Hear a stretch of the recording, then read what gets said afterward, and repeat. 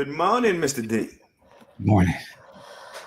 All right, we are live, and before we get this party started, we just got to hit that button because today is Lovesexy anniversary, May 10th, 1988, and today is May 10th, so we got to give a shout out to.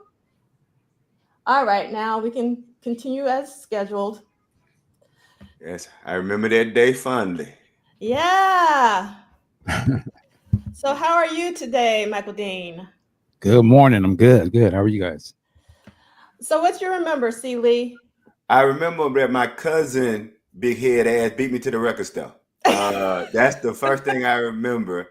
And I remember him telling jokes about, he told the joke about when the guy gave him, because they were actually unboxing the record when he bought it.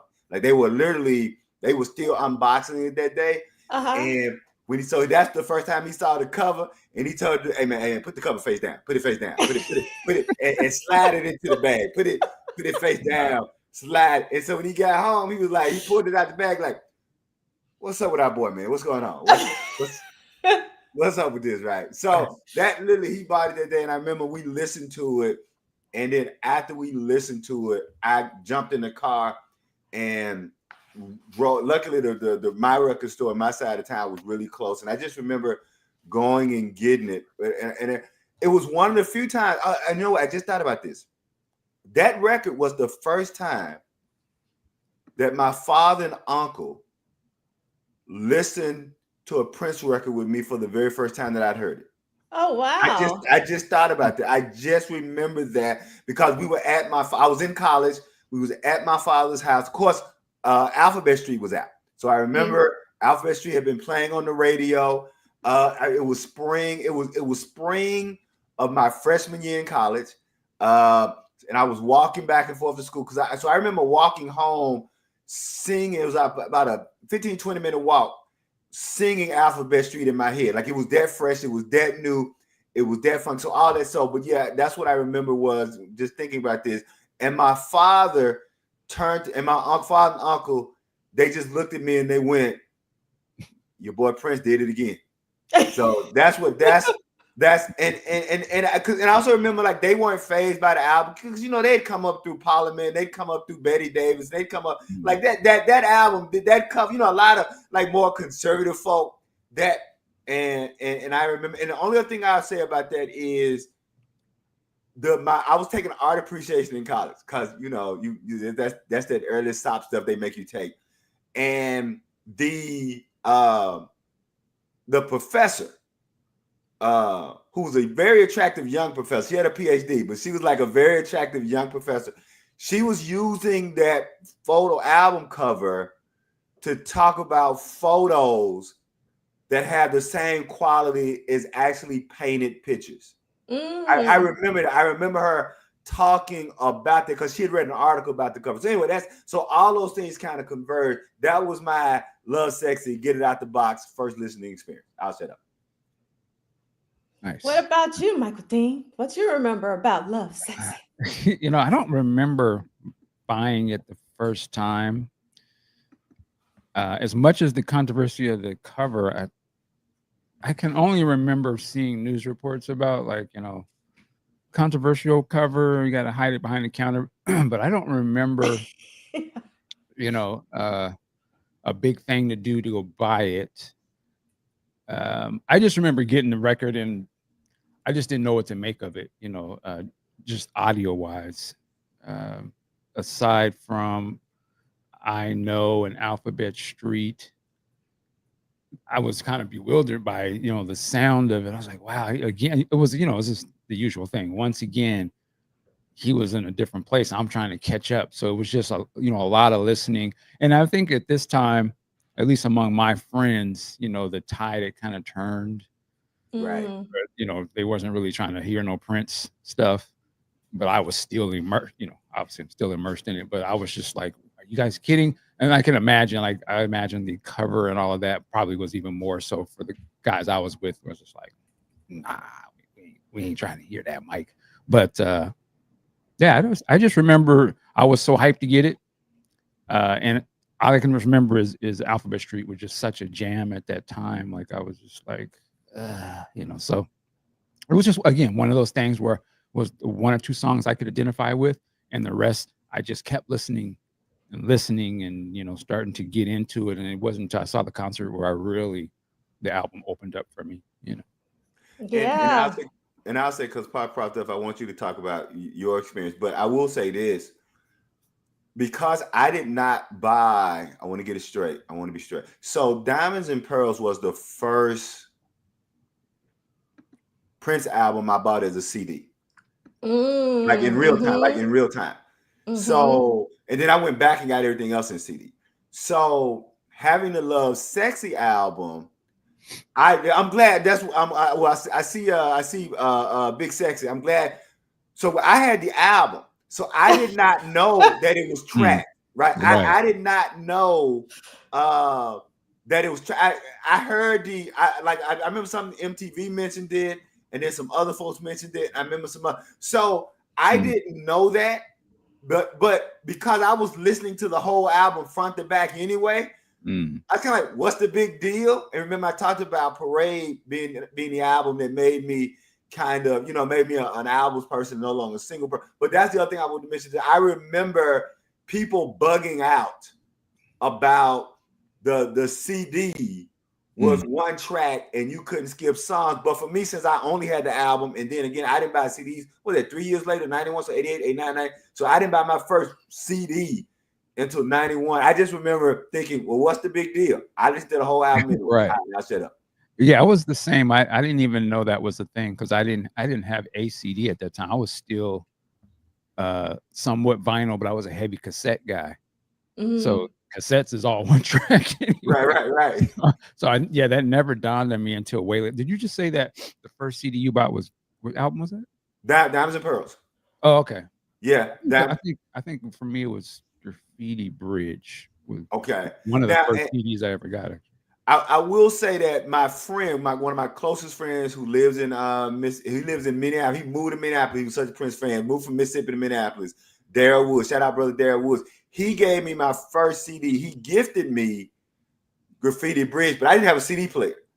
In fact, show you how terrible I was. I bought the Diamonds and Pearls CD, and then I went back and ordered all the other CDs, and I didn't have a CD. So I had CDs for a year and couldn't play them because CD players were expensive. And shout out to Rex, because I got my first VCR from Rex and I got my first CD player from Rex. And so I went. Or something? So I had a. It's a store, I had a CD player. I had CDs a year before I actually had a CD player. So I probably. Me too, Cece. So it wasn't until I couldn't get the Love Symbol album. I couldn't find the album, so I was forced to get a CD player. So that was literally the Love Symbol album. I couldn't find the album, and I had to do that. So I'll shut up because I want to hear Prof Duff's Lovesexy unboxing.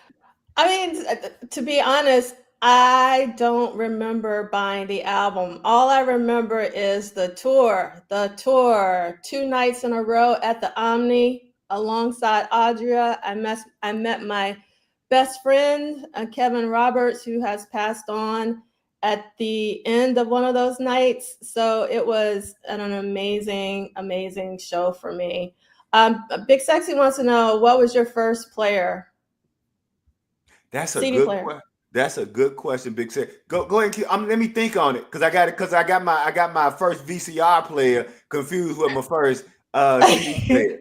For me, it was Big Sexy. It was just a Walkman. Like that was all I could afford, but it took me a long time to afford the Walkman because I was buying CDs and the singles and the vinyl. And so because I wasn't working, I was saving my lunch money. I had to be very judicious. And for me, like getting the singles and the 12 inches were more important than actually owning the CD player because I still had my turntable and I was listening to that. Yeah, Lovesexy, the tour was like transformational. And it actually really spoiled me for all subsequent shows, including Prince shows. I mean, I can't express how big a deal the Lovesexy tour was. And it had a lot to do with the band itself, like Sheila on drums. Remember, I said for the Purple Rain tour, I was all about girl. I mean, to be honest, even for the 1999 tour, what I remember from the 1999 tour is Vanity 6, Girl Power. What I remember from the Purple Rain tour was Sheila E., Girl Power. And then seeing Sheila on the drums and then seeing Kat's energy with Prince, it was all about girl power. So it was so amazing to see that tour 2 nights in a row, like how it starts.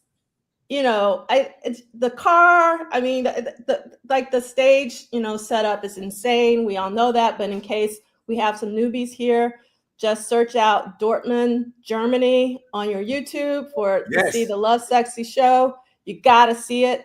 And I've said this before, but it bears mentioning.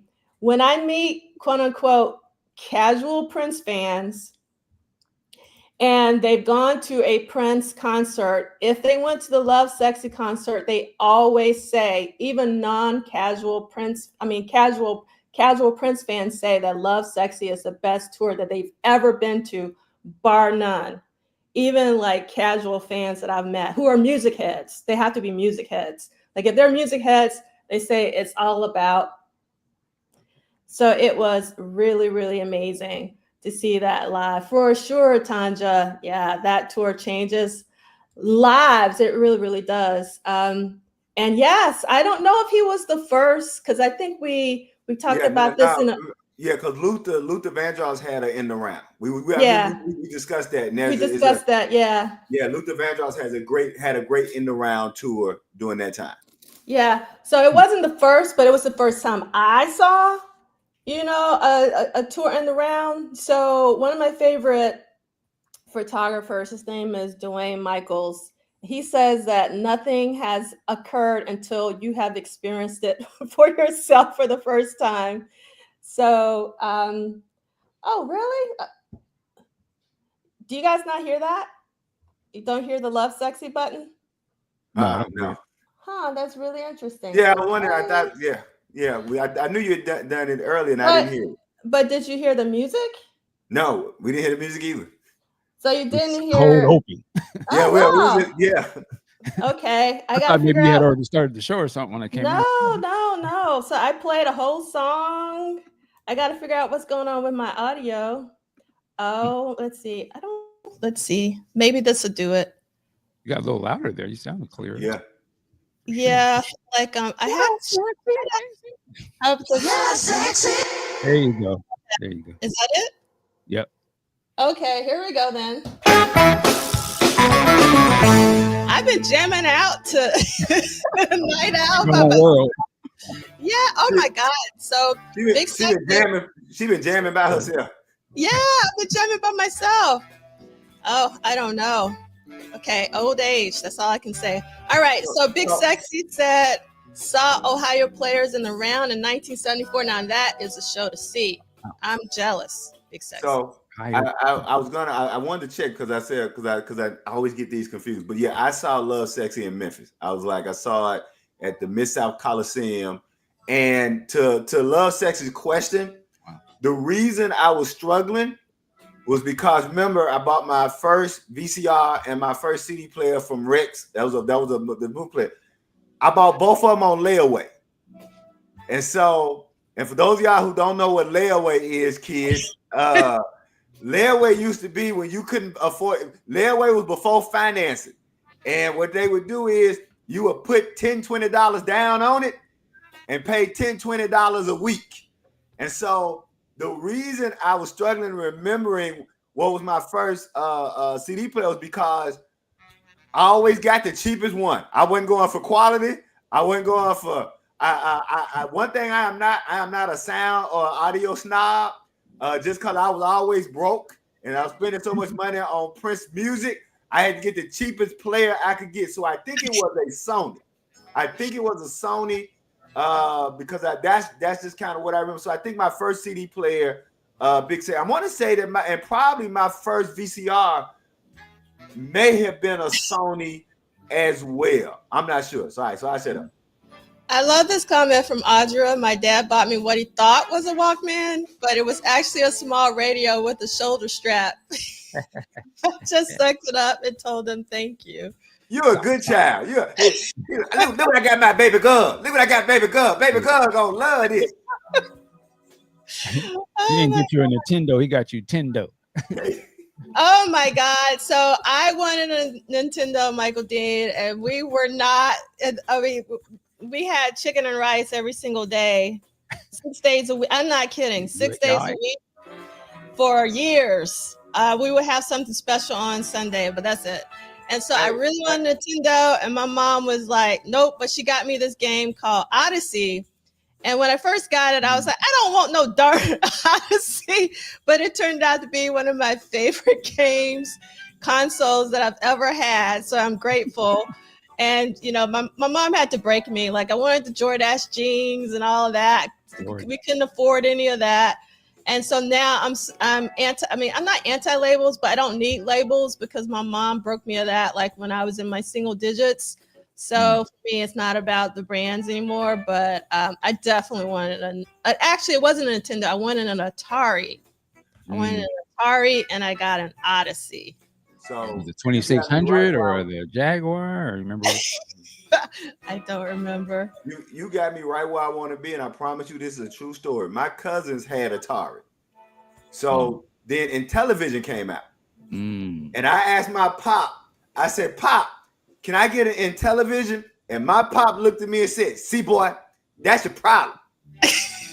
see, boy, you want that Intellivision because you ain't got no imagination. I'm like, imagine, what the hell? Like, imagine. See, if you had some imagination, he said, boy, let me tell you what you need to do. If you had some imagination, you would take the box and put the box on top of the TV. And then you would imagine you had something. See, let me tell you about your brother. Let me tell you about my uncle. Let me tell you about your Uncle Punchy. Your Uncle Punchy, see, could never beat me in nothing because he ain't have no imagination. If we had that, I'd have put the box on top of the TV, and your Uncle Punchy would have never beat me because he wouldn't have had no imagination. So, boy, get you some imagination, and you won't need no Intellivision. That was mine. So I never got Intellivision. That's what I got. Was that dumbass speech about imagination. I love that story, Celie. Thank you for sharing it.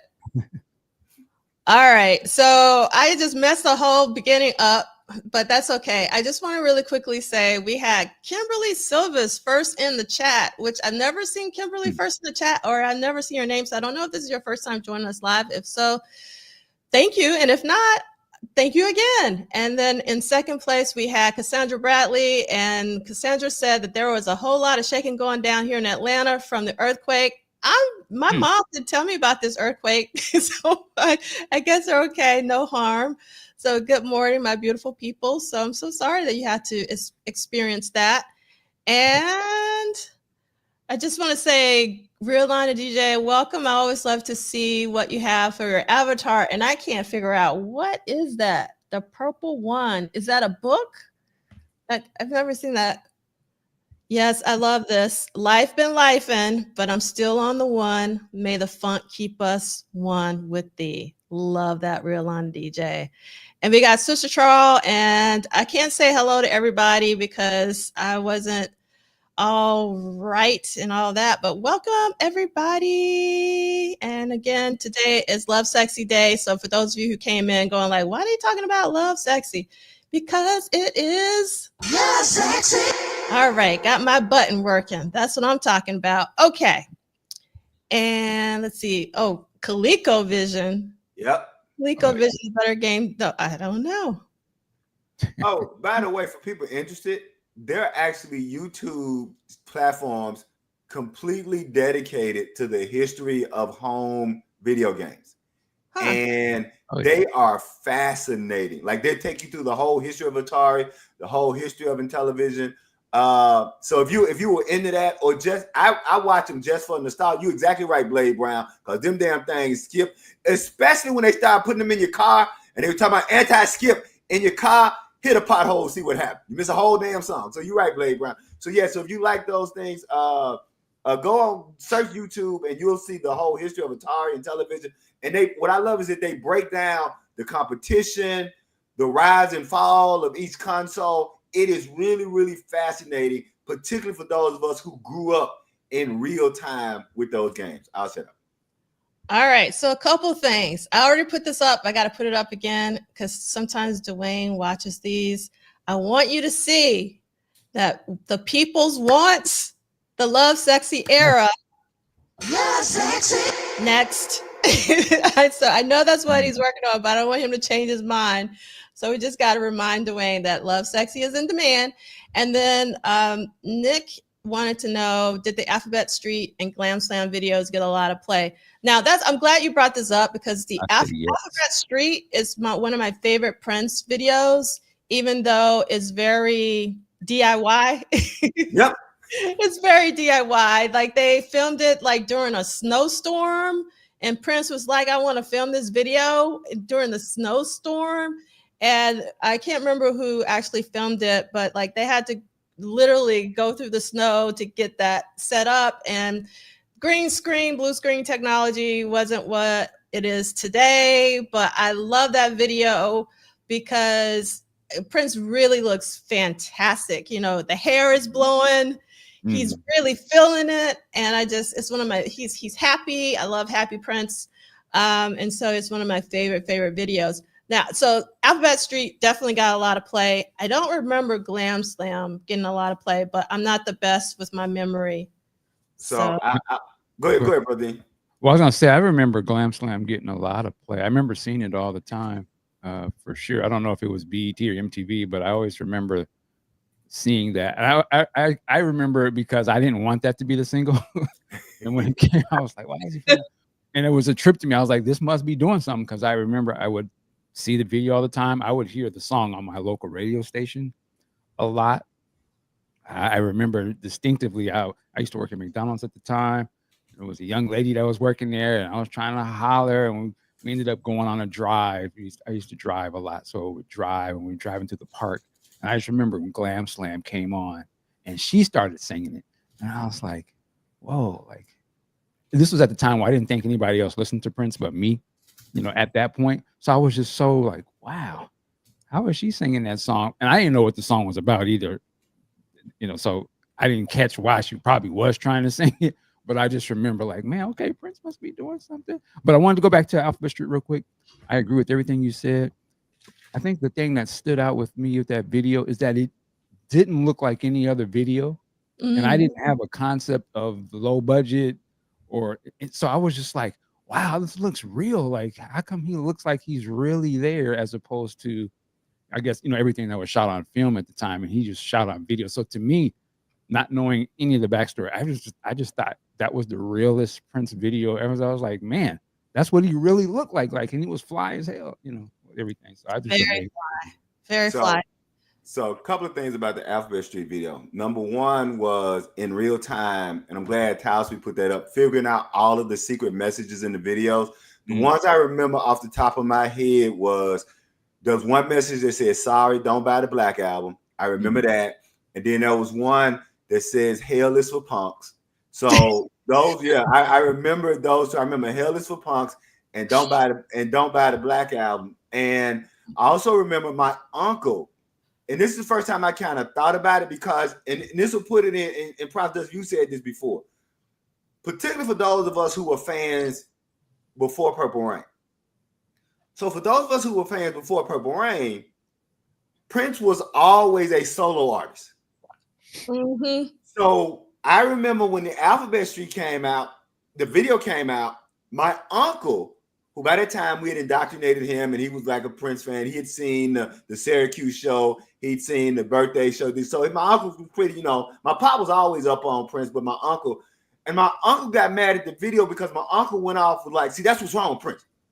Look, see, you know what that video say? That video say Prince is about Prince. Where the band at?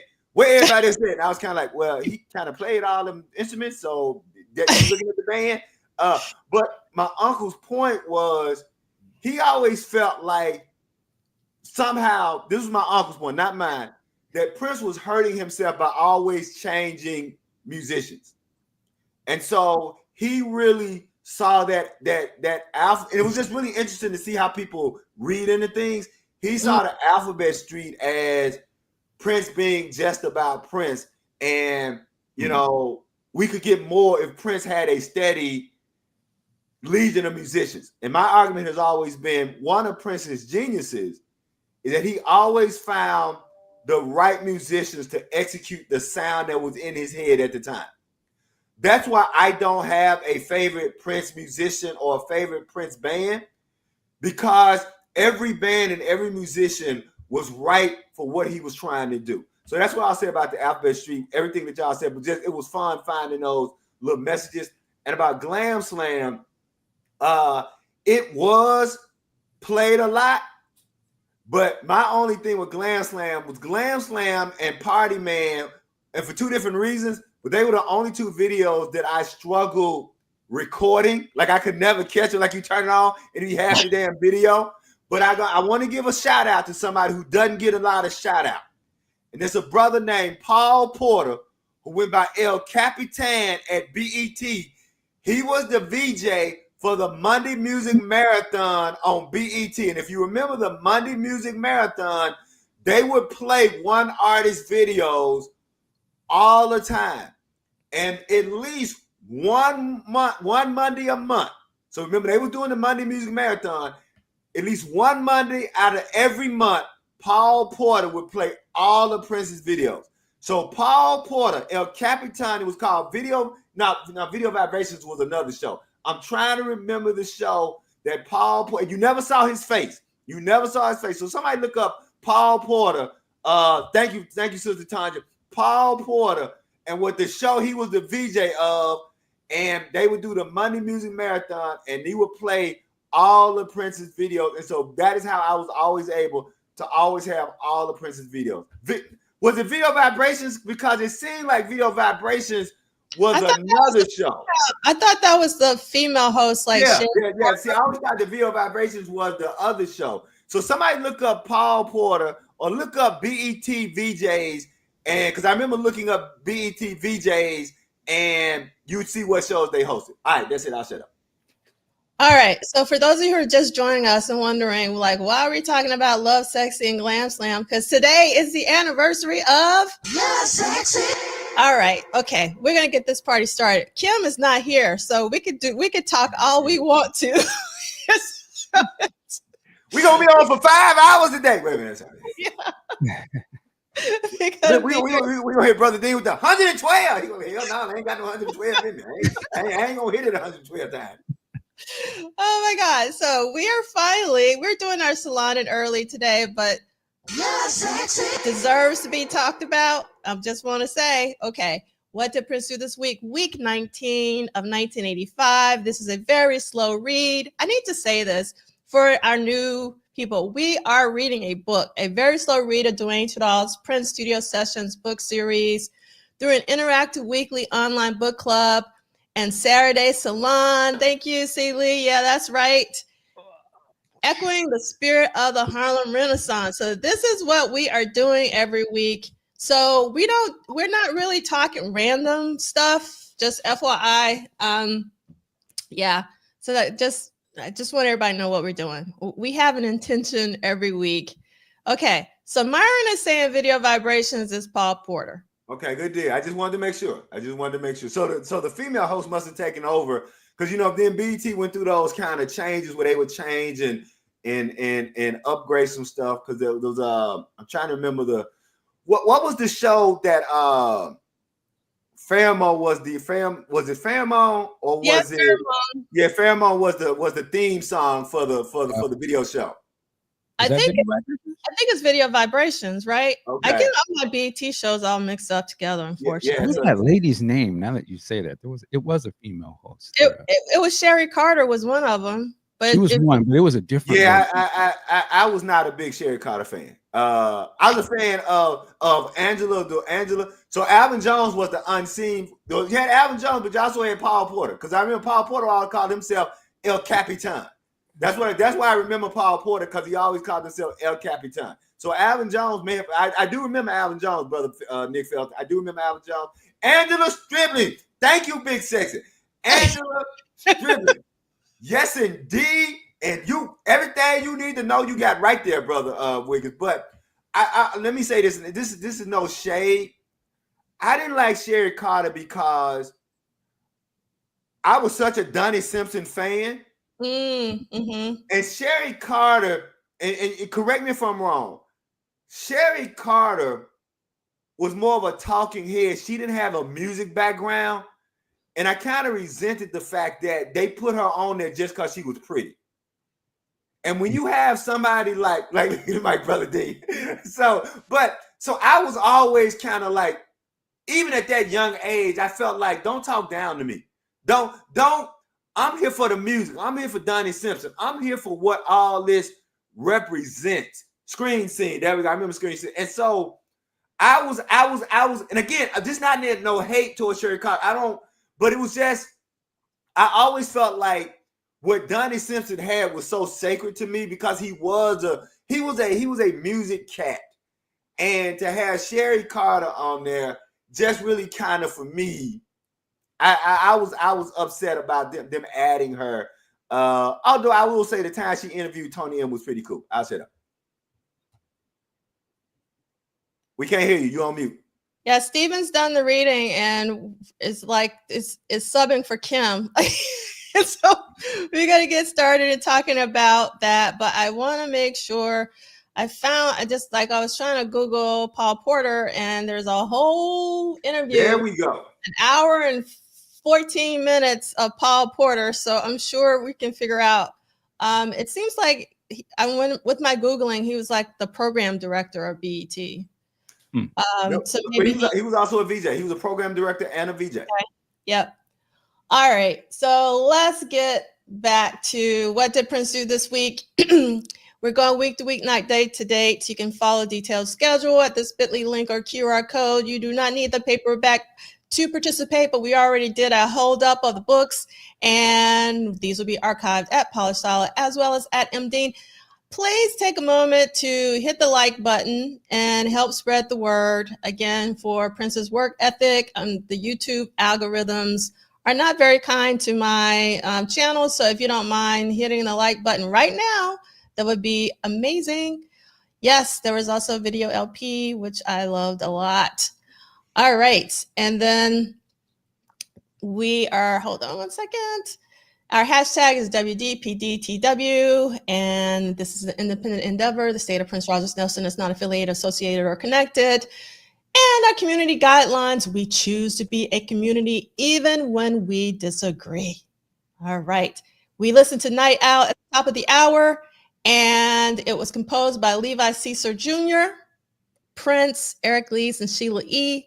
So we've got Eric Leeds on all of the horns and the flutes and some of the synthesizers, and the electric piano solo was Eric Leeds. And we got Atlanta Bliss on trumpets, Prince on synthesizers, Levi Caesar Jr. on bass, Sheila E. on drums, and Larry Fratangelo on percussion. And it was mixed by James Barber. Welcome. That's my favorite song off that album. Is it really? Absolutely. Awesome. And Rick. And good brother morning. Rick showing up just in time, because I'll just say shout out to you, brother, for sending us that link with Eric Leeds on BT Jazz. Oh yeah. Right. Eric Leeds on BT Jazz. Yeah, I figured, like I heard you talking about Angela Stribling. I was like, oh yeah. Yes, indeed, brother. Yes, indeed. Okay. BET had the eye candy for the brothers back in the day, boy. They Right. But and again, I will say this, and I know I'm not trying to start to hate, but Angela Stribling was as knowledgeable as she was pretty. Yeah, but she was a vocalist too. Like she actually did like jazz gigs. Yeah, see, I believed her when she talked about music. And I'll just leave it there. I believed Angela Stribling. I felt that I could tell the way, I just knew that she was a music head and she wasn't there just for eye candy. I'll just leave it there. So Rick, why are you so dark? Are you in the witness protection? Damn. Shots fired. Okay, hold on. I gotta open up a blind or two. Hold on a second. Then why you? All I see is teeth and eyes. Yes. We got the warrants. Lord. Okay, this is the But just to go back, since we on BT for a quick second, Well, still not helping, but hey, those hosts though, Celie, those were my fantasy wives though. So they did have a perp. Was it Rachel? Somebody saw and Yeah, Rachel Caribbean. Harry Potter. What was the young lady from Teen Summit? The host. Ananda Yeah, Lewis. Ananda. See how Ricky said her name? So, Ananda. yeah, man. That was a big thing growing up for me. Like, look, I tuned into Teen Summit and wasn't even a teen. I was exactly. I was a young adult. Whoa, then again, pause. I don't know that. Yeah, man. She how she's actually going through some health situations, man. But she's she's going through some health stuff. But she was Howard University alum. Okay. Rumored at one point, was she a Prince girl? I know, was she a Prince girlfriend at one time or something? Really? You know, she's on. Is she on Rave? Yeah, they Are you talking about Ananda Lewis? Yeah. Oh, okay. I'm thinking of something. Yeah, I think she's on. Is she the one on Rave? Yeah. it's Rosario. I don't know. I you know. Oh, yeah. Pretty I'm funny. Prince. Right. So actually Kim is here now. So Uh-oh. Mom is here. Tighten up. Get up. Kim, we haven't even started yet. Kim could feel some foolishness was going on. Right, exactly. You know what I'm saying? Kim, she at home with a belt looking at Joe Jackson. No, she done come home early. We didn't expect her to come home to 11. She sneaked in on us. Oh, okay. I do gotta tell you this story. My mom was big on putting me on punishment. So y'all know I told y'all about that she tore up my Purple Rain ticket. So she tore up the Purple Rain ticket. So I was on punishment like that whole 6 weeks because you got your report card every 6 weeks. So my mom was big on going to church at night. And so when my mama would leave and go to church at night, I would play whatever album. So Purple Rain. So I would play the album like up loud, but I watch out. I would look out the window because I could see my mama coming up the street. So when I would see my mama coming out the street, I would turn the music down because I'm on punishment. So when I'm supposed to be listening to music, man, I was having myself a Prince concert. I had my little guitar and I was jumping around the living room. I was jamming, and I turned around with that guitar, and my mom was standing there staring me straight in the damn face. and I remember her saying, "Boy, Prince is gonna get your ass beat. Keep on fucking with me here." So that Kim that sneaked home and caught us playing the music loud. Oh man. Okay. All right, here we go. What did Prince do this week? At the 122nd episode, week 19 of 1985. All right. One song and 6 studio sessions. This is what it looks like. It's all about Mazarati this week. Oh man, 100 miles an hour. Yes, Weekend, which would transition into I Guess It's All Over. So Weekend was basic tracking by Brown Mark, and that's what he called the song. And then there was some mixing of 100 miles per hour on Sunday. Monday, there was a playing and something of the Parade album. And then there was overdubs and mixes of Jerk Out and 100 miles per hour. And then there was some stuff going on with Jealous Girl and Manic Monday. And then Jerk Out and 100 miles per hour, Guess It's All Over. When Prince came in, he heard Weekend. He changed the title, wrote some different lyrics. And then there's also something going on with the Mazarati album as a whole. And then Wednesday, 100 miles per hour, Strawberry Lover, same on Wednesday and Thursday. Then on Friday, Strawberry Lover, I Guess It's All Over, and basic tracking of My Man, which would eventually go to Jill Jones off of the amazing Jill Jones record. And supposedly Prince was off on Saturday. So that's what's going on. And this is Mazarati week, as far as I'm concerned, in May of 1985. All right. So let's get our reading started. And we're going to start on page 126. Who wants to read about Weekend and 100 miles per hour? I'll go first since I was late. All right. Sounds good. 126. Yes. Let's do it. All right. Weekend mix. Oh, Sunday, CDs go do May it. 5th. Oh, well, Oh, who's go doing ahead. it? Rick is doing it. Go ahead, Rick. Okay. Sunday, May 5th. Monday, May 6th. Weekend mix, 100 miles an hour mix, Sunset Sound Studio 2, 2:30 p.m. to 12:45 a.m. Hey, that's a short session. Sunset Sound, 1:30 p.m., 6 a.m. Books locked out. Says producer Prince, artist Mazarati, engineer David Z. Read the quote, skip the quote. Skip it. All right. On occasion, Brown Mark expressed that he wasn't happy with Prince's participation on the album. But that sentiment wasn't always held by the band members, according to the guitarist Tony Christian. We had some discussion of what the band thought about being taken over by Prince. I'm sure he had more songs, but he didn't force anything on us, and Brown Mark didn't try to pursue him one way or the other. We were very happy to have a Prince song on the album because he was hot, and we were definitely playing on his fame. Prince is a producer who gets results, who put this town on the map, not just in this country, but all over the world, agreed Sir Casey Terry. He cracks the whip. Sure, he does. But this talk that he's an asshole and all that, why anyone who heads a big organization like this works the same way. It's great to get the whip cracked by somebody like Prince, who is so professional. To have Prince's songs on an album gave it instant credibility. 100 Miles an Hour would be Maserati's biggest hit when it was released as a single.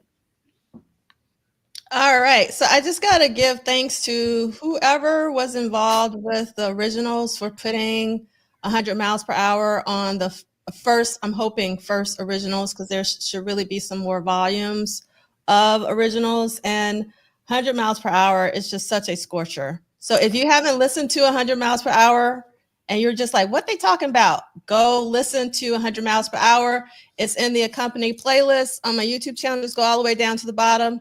And speaking of that Andorra BET Live, I put that in last week's playlist.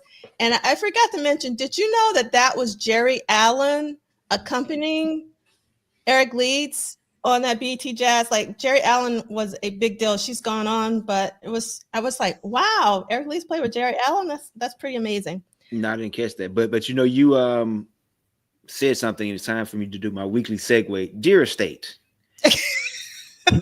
It's time for a Dear Estate moment.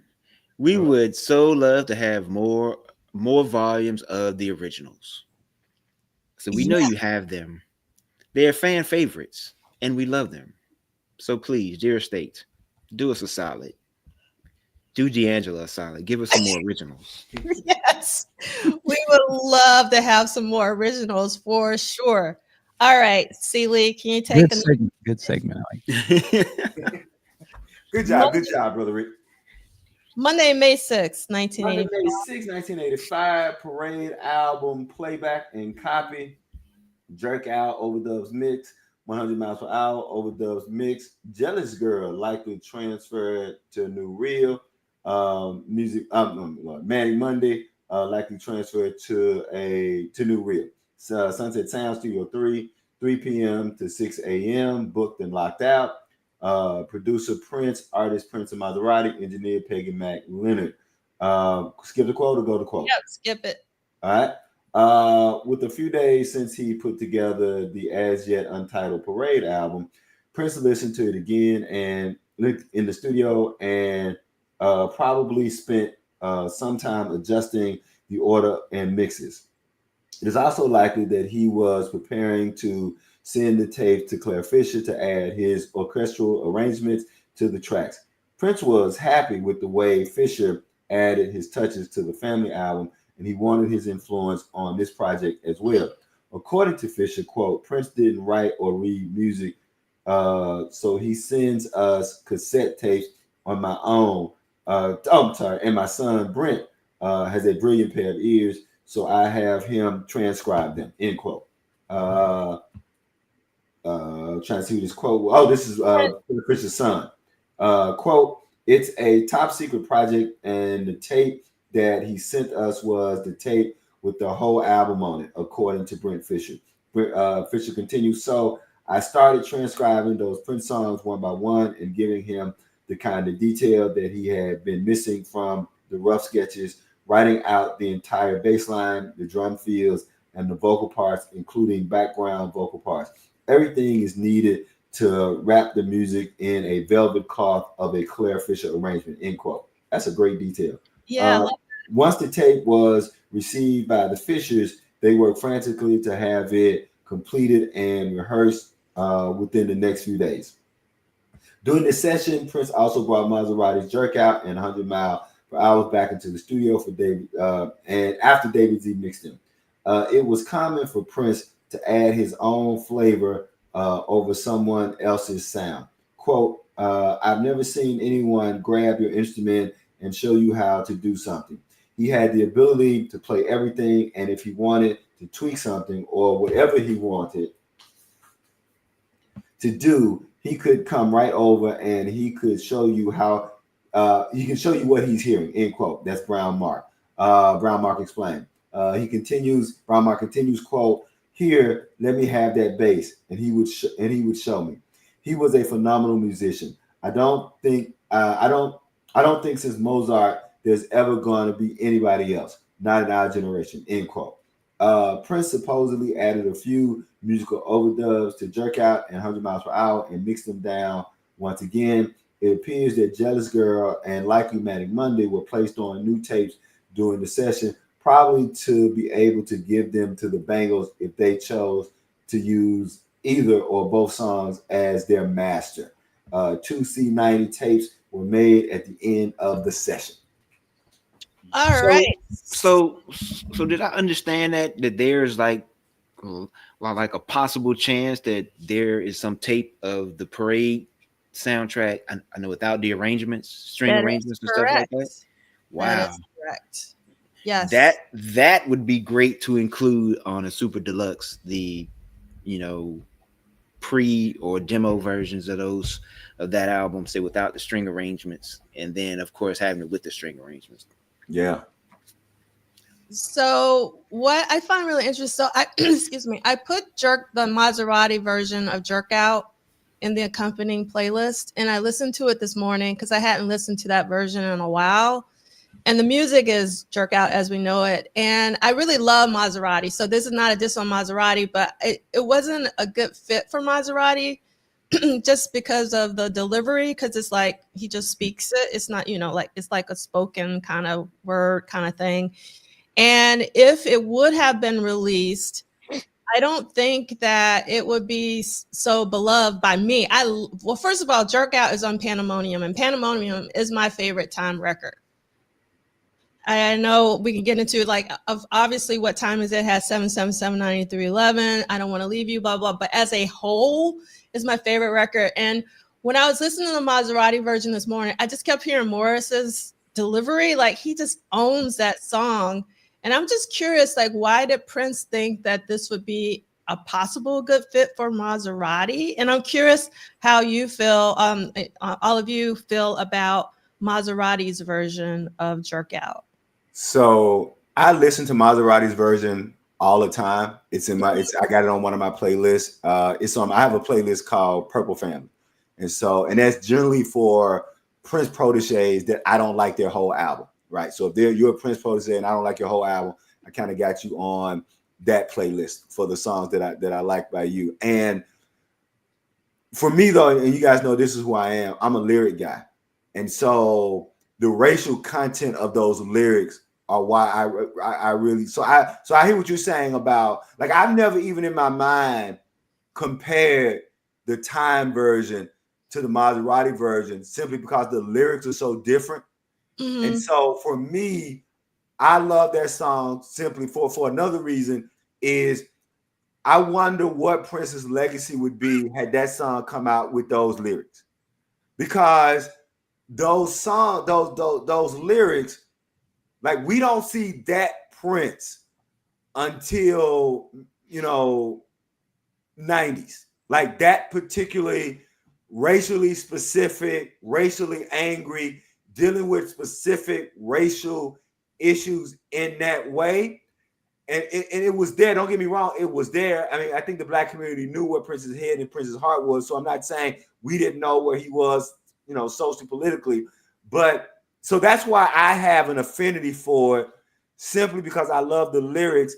And I just always think about, man, if that would have come out at that time, I wonder what it would have been. So because I listen to them as completely different songs, I don't hear it as a time song.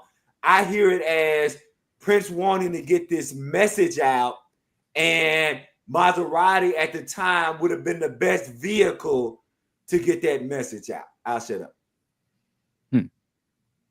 Yep. And so Stephen M is saying Brown Mark's group. Yep. Mazarati is Brown Mark's group for sure.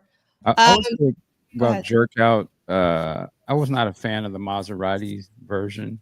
I'm not really a fan of that or 100 miles an hour version either. You don't like 100 miles per hour? I mean, I like the song. I like Prince's version.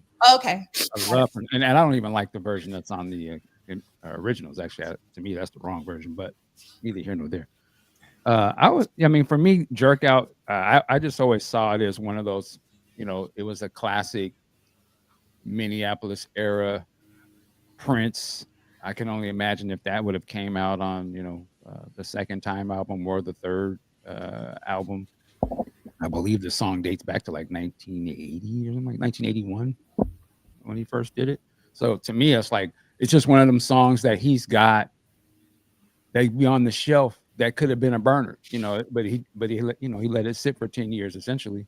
And it was like, well, who's gonna get it? And I love that it did go back to the time. I think that's where it was supposed to be. And thank God, for whatever reason, Mazarati didn't put it out, because it's perfect for Morris. I would have loved to hear Prince's version. I would love to hear Prince's version if that exists as well.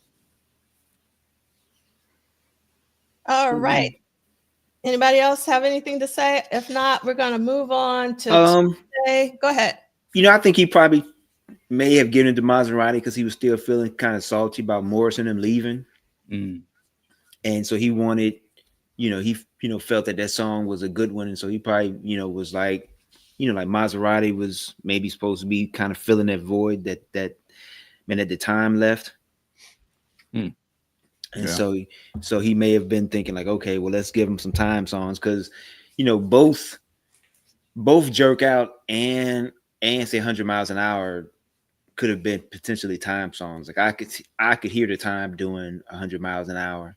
I probably I'm not the biggest fan of like Maserati's version of Jerk Out, just because I heard the Times version first, and so I'm more partial to it. And then like Mike says, it just fits them. Like it fits Morris's personality because that's how it was written. So it kind of plays that. And so I know the lyrics are different, but yeah, it just has. I mean, Jerk Out just has that time feel. And I think it was written for them, whereas like it wasn't written say for Mazarati, so it was kind of hard to for them to pull that off.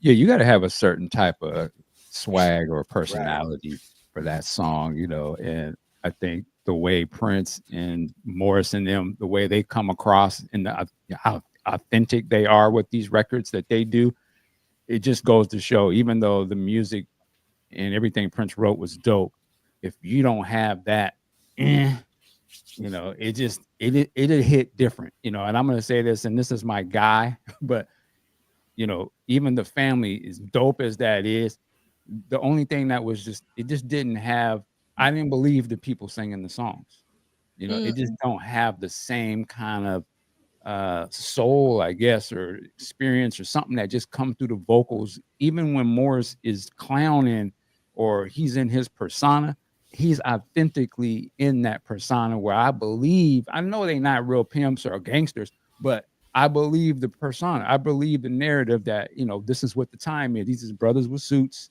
They might beat your ass if you, you know what I mean? It's just where they kind of look, but they're funky. Those them brothers. They're the brothers from around the corner. And when they sing them songs, I believe it. I believe that's their real get down. And I didn't believe Mazarati when they their version. Sounds cool, but I don't really buy them as personalities. That they don't live that. They're not doing that.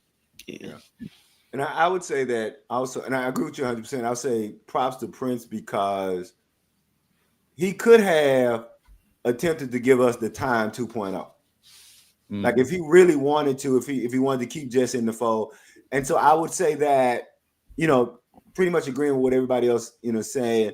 I do like the fact that the family and Mazarati, though in the same family, to not to use a pun, were not trying to be the Time 2.0. And so I hear what you guys are saying about that. But that was always the cool thing for me, was that I was just glad that we got something different with the family and Mazarati.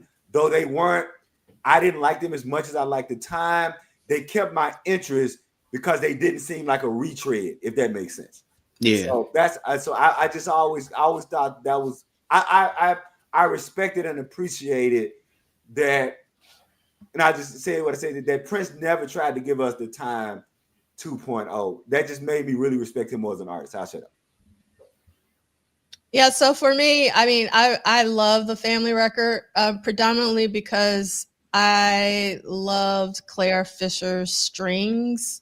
And that also was like the beginning for me of my love of Eric Leeds, because you have to understand, like, that was the first time Eric Leeds was on studio tracks, that were released, as well as Claire Fisher. So that was like a revelation for me.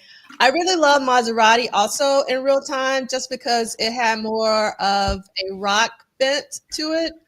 And I love how the bass is really high up in the mix, because one, it was Brown Mark's band, and I love bass. So I liked both of them.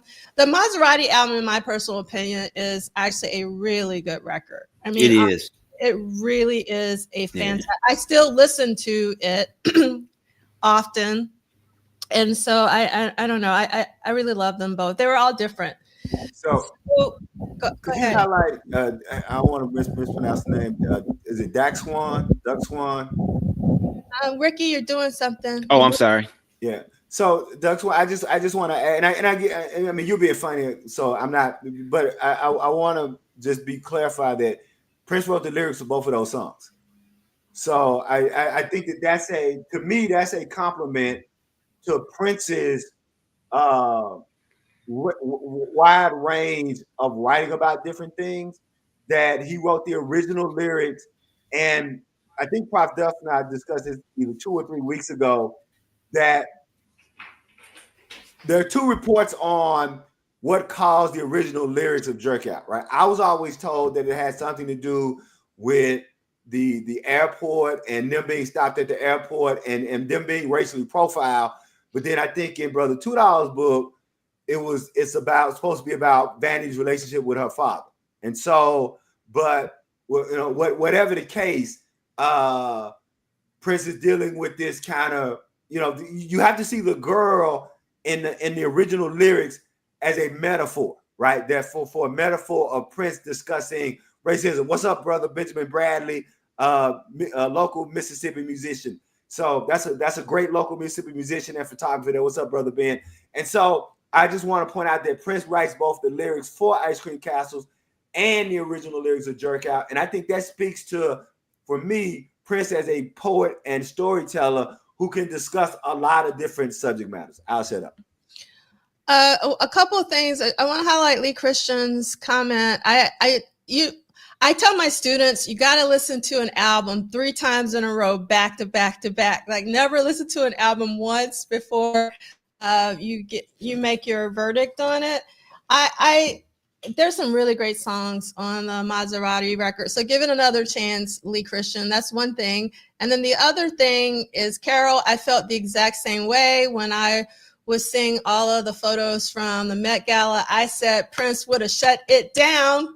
If you like, I can imagine if Prince was still with us, he would have shut that down. Can I say something about that? Yeah. When it was announced several months ago that the Met Gala theme was Black dandyism, Mhm. I actually wrote an article called Prince and Black Dandyism and talking about the Met Gala. So if you guys go to my Substack, you can search for an article that I wrote called Prince and Black Dandyism, and it's about the Met Gala. So I tie together what's happening with the Met Gala and how Prince should be seen as one of the central figures of Black Dandyism. Thank you, Sister Tanja. I appreciate that. All right, I'll shut up. So like which era of Prince like would have done the Met Gala like the Under the Cherry Moon, like Christopher Tracy mode, or was it the musicology mode? Well, I would say with the Met Gala, I would say they did a pretty good job of running the gamut that you could see Under the Cherry Moon and Lovesexy. Uh, and actually a little bit of the musicology era. Because I what I really like about what the people who did it with the Met Gala is they were not very limited. Instead of being narrow in what Black dandyism is, they were really wide. So I saw some things that reminded me of Under the Cherry Moon. I saw some things that reminded me of Lovesexy. I saw some things that reminded me of musicology. So I think that you could see a lot of Prince because that's what Prince was.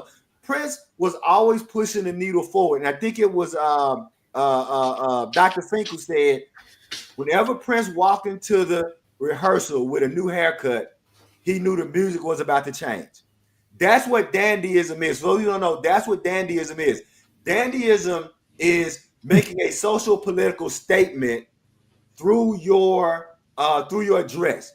And Prince was always about using his physical to represent where the music was going. I'll shut up. Yes, and the time was Black Dandyism, and obviously Mr. Vaughn Terry. Thank you so much for saying that. And I want to just double down on LTK's comment. I think the musicology era is definitely fun in terms of people talking about Prince's fashion. He was so clean, but he was always clean. But it was something different, a different swag about that. Okay, JD is saying the Today Show had a feature on the Met Gala, and Al Roker mentioned that he thought of Prince when discussing dandyism. Thank you for that, JD Washington. I love that. Yes. Love that. All right.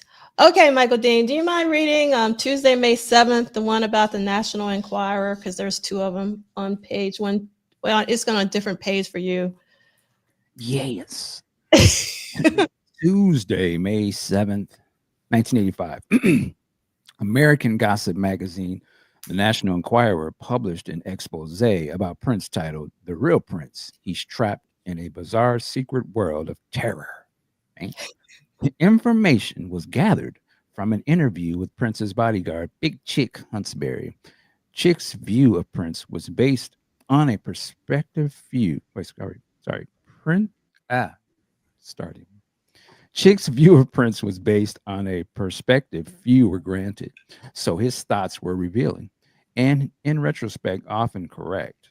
When he said that, quote, Prince loves music, his only interest in life are himself and music. That's it. It's hard to deny that there is some truth here. That was probably one of the most painful experiences for Prince, having someone as close as Chick was to him quoted saying, Prince is certainly the weirdest guy I've ever met, and it's not put on for publicity. He really is weird. Prince would downplay how much it hurt him later that year in a Rolling Stone interview, quoted as saying, I never believed anything in the Enquirer. I remember reading stories when I was 10 years old saying, I was fucked by a flying saucer, and here's my baby to prove it. I think they just took everything he said and blew it up. It makes for a better story. They're just doing their thing. Right on for them. The only thing that bothers me is when my fans think I live in a prison. This is not a prison. Chick passed away in April of 1990 at the age of 49. Damn, that's young. Yeah. Before he passed, Huntsberry had stopped using cocaine and had become a minister. Although he and Prince never worked together again, Prince showed his love for Chick by performing a benefit show for his family on April 30th, 1990, at a club near Minneapolis in Golden Valley called Rupert's.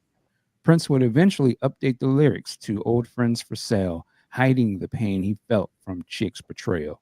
The new lyrics were not as personal and eliminated any references to Huntsberry and to being vulnerable. This was the official date on the cover of the magazine, but it was probably on the newsstands earlier. And Prince had likely heard that this was going to be released even before that. I will say that I do remember seeing the pictures from that performance. And if I'm remembering, that was sort of the first time you kind of saw I call it the nude tour sort of look that Prince changed. You know, he changed his look. And didn't he have like some kind of tassel type pants or something?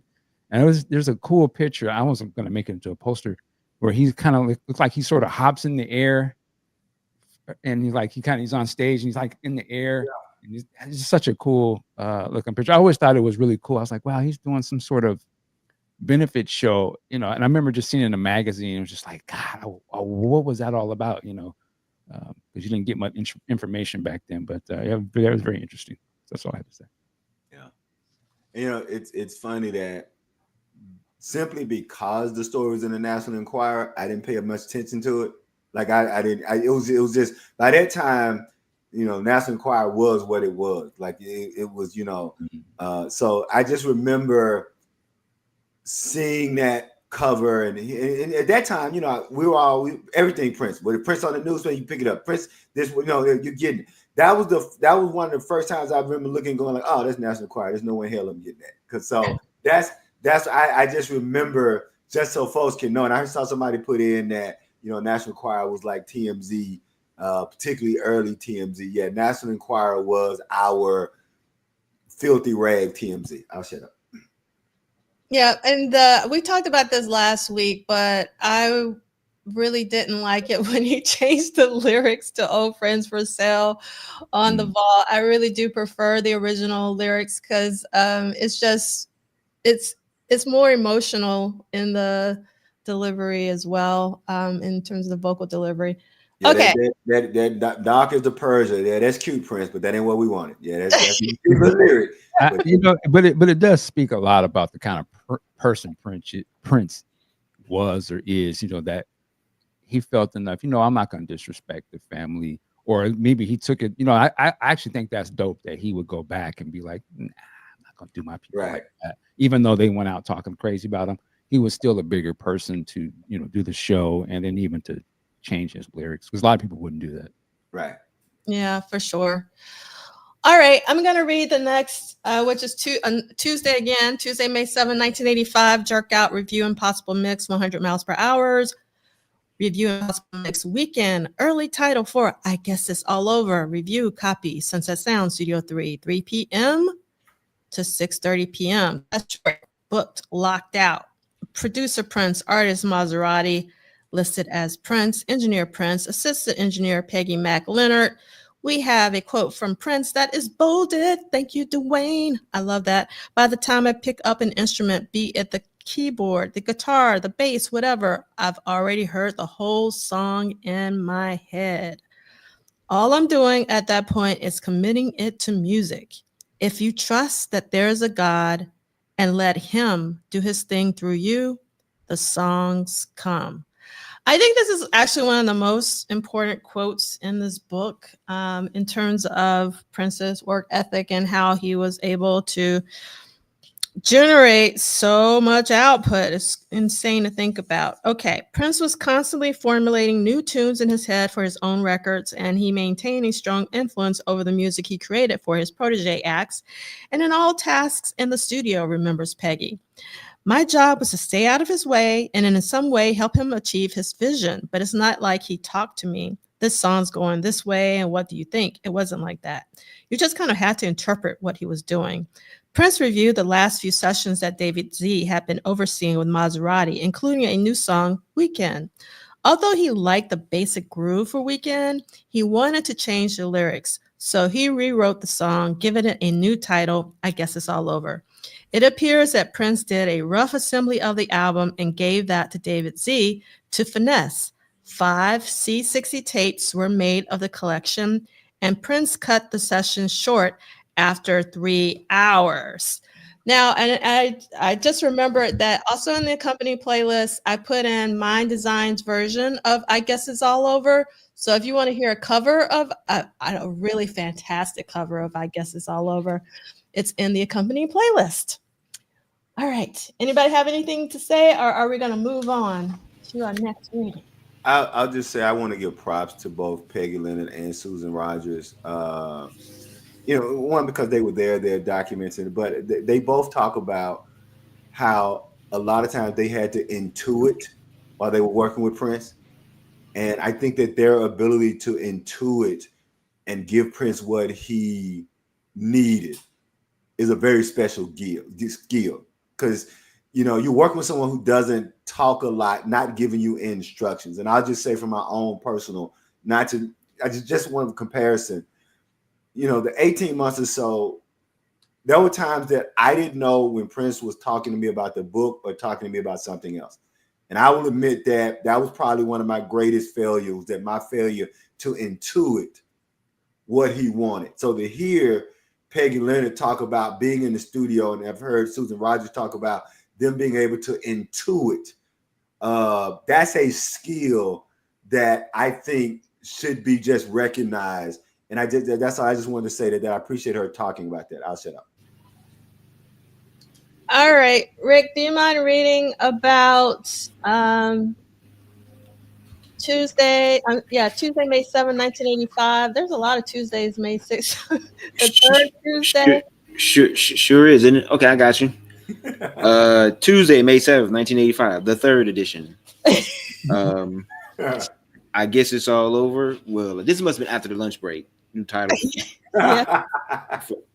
For Weekends, a Mazarati album, edits and crossfade, Sunset Sound Studio 2, 3 p.m. to 1:30 a.m. Oh, that's a long session, booked and locked out. Read the quote, skip the quote.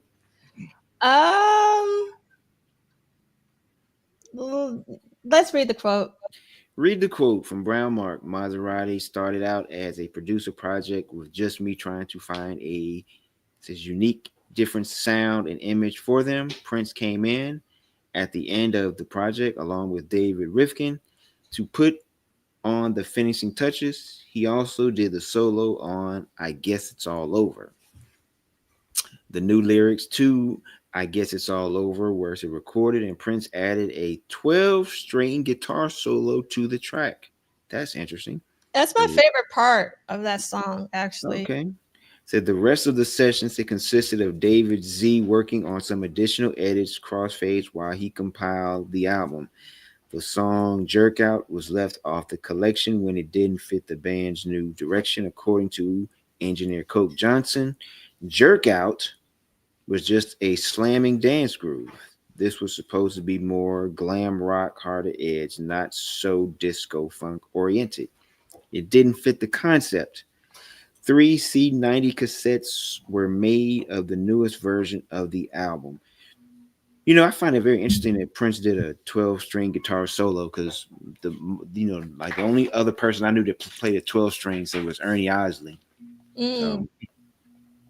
I was going to ask you to talk a little bit about that and any of the musicians that's in, because I know 12 strings over 6 strings gives you more range, but can you talk, as a musician, Rick, and then, Brother Dean and Prof. Duff, if y'all may know more about that now, what does along with range, what does the 12 string give you that the 6 string give you? Is it something other than range? Is it tone or what? More octave. You get it's almost like you're playing 2 strings instead of 1. Okay. So basically, it's not like you're playing each string separately. It's almost like you got the string and then you got an octave. So okay. Yeah, that's how I was told about it. Now I could be wrong because I'm not the guitar. I'm not a 6 strings a guitar player, but yeah, 12 strings just the octave. So most of the times you hear it, I think the times you can hear it on certain Isley Brothers songs because Ernie Isley's playing one. Mm-hmm. And it's mostly an acoustic type thing. I think when he does it, I think that's the one. I think that's what the solo is on this one too. That D'Angelo likes. Yep, it's definitely acoustic. And then we have 12 strings give a deeper depth of filled sound overtones galore.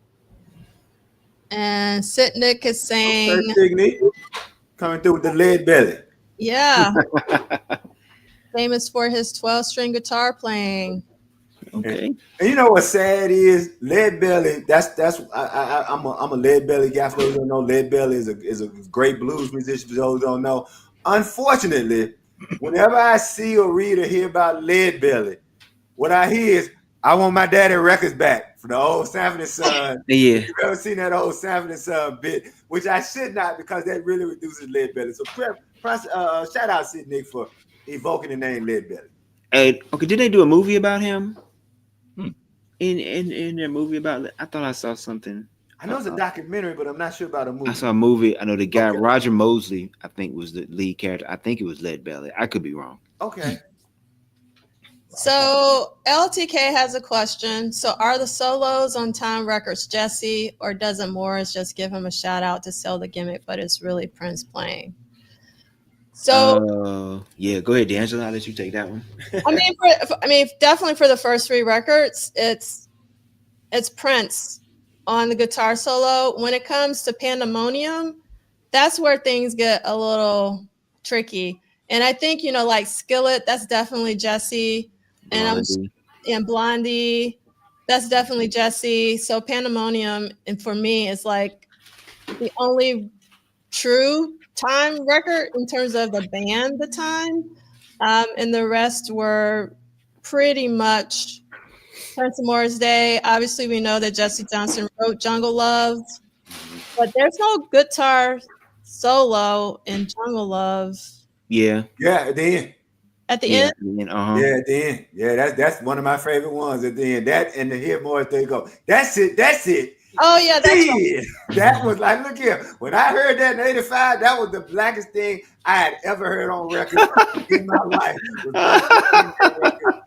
Like that. And also to say, it also gets a little murky because how much of that for Ice Cream Castle is live and overdub for the stuff they did at First Avenue? At First Avenue, right. Yeah. So yeah, you got that murkiness too. So yeah, you got that murky. Yeah, definitely for the songs, and yes, for Jesse on Jungle Love, and he's also on The Kid Can't Make You Come. Yeah, because remember, Jesse tells the story about he knew that Prince was gonna have him so low in the mix that you could barely hear it. Mm-hmm. So he was doing some things because he knew. And here's the thing, though. And this is where I know I got bad ears, and I defer to y'all. Mm-hmm. I never thought about that as being low in the mix. Like, I always heard that. So does low in the mix mean I'm not supposed to hear it? Because the thing that I loved about The Kid Can't Make You Come is the guitar. And so I can always hear that. So hearing Jesse saying that it was low in the mix and he knew it was going to be low in the mix, I was like, damn, but I could hear, like I love The Kid Can't Make You Come for the guitar. So to hear that it was low in the mix, maybe I'm missing and don't understand what low in the mix means.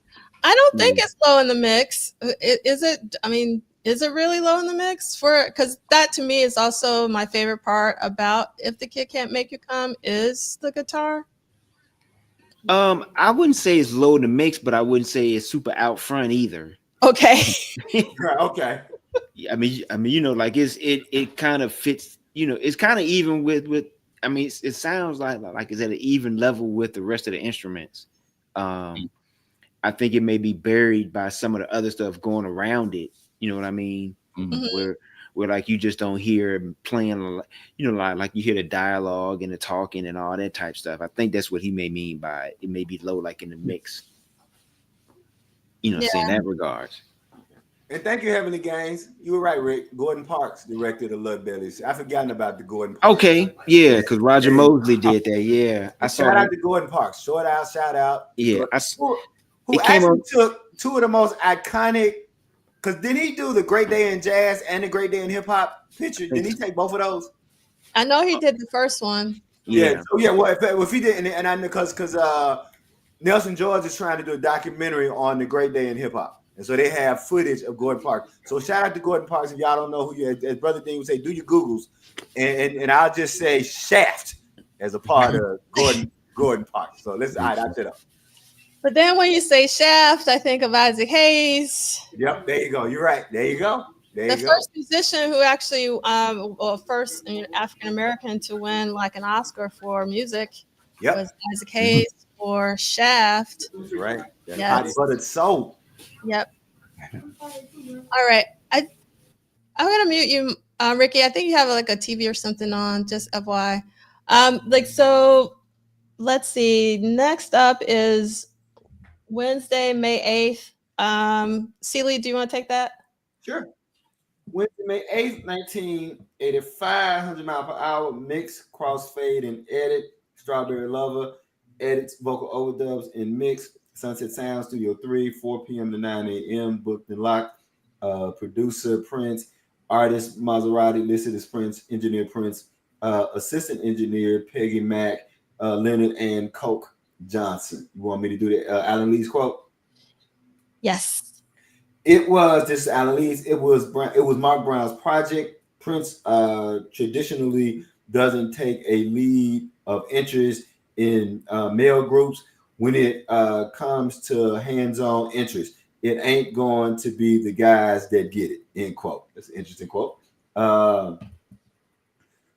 Despite Prince's work with the time, Prince was overwhelmingly drawn to working with female artists. Groups like Vanity 6, Apollonia 6, The Bangles, Sheila E., Sheena Easton, and others all benefited from his ability to write music from a female perspective.